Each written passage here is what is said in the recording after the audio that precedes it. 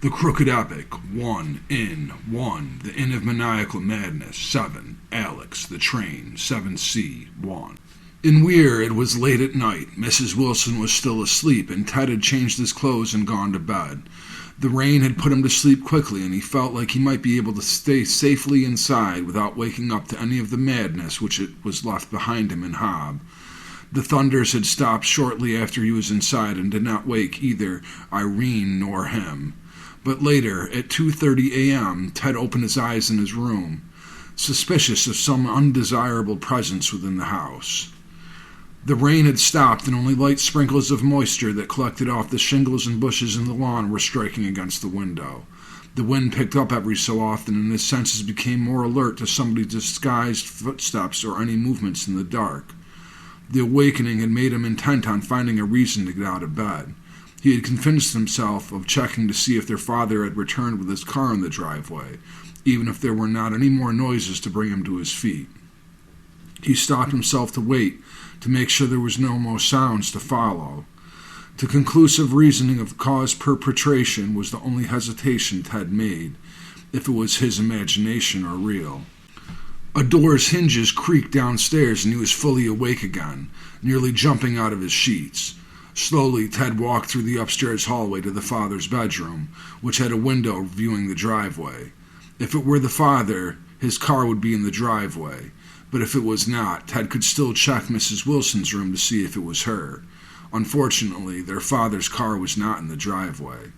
Instead, there was an ominous, shadowy figure walking near the barn.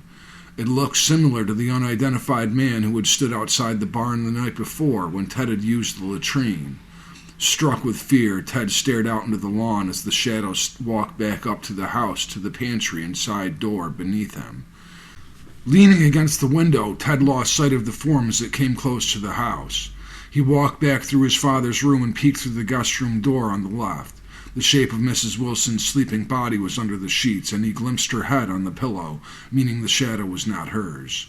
Downstairs, the sound of footsteps carried up to the hallway as somebody tiptoed to the stairway. Pushing back from the guest room door, Ted was about to scream for her to wake up and protect them from intruders. Teddy, you were my prefect. I was always so keen on you. Don't disappoint us, Teddy." Finally, Ted screamed for Mrs. Wilson. His footsteps carried Mr. Lyle Hurst's distinct voice through the house and into the basement. But as soon as he did, she was at the door with a look in her eyes of bewildering anger. "Teddy, get in the attic. Here's the key." She handed him the key to his father's study. Then she walked into their mother's study, and Ted saw her reaching into the side drawer of the desk for a revolver before he ran upstairs to the attic. She shouted down the stairs behind him at the intruder, "Hey, I have a gun!" Ted looked around the study and the attic and saw a window pointing out to the backyard. Looking through it, he saw the shadowy figure disappear into the woods behind the house. Even though he was sure he was gone, Ted waited for Mrs. Wilson to come to get him.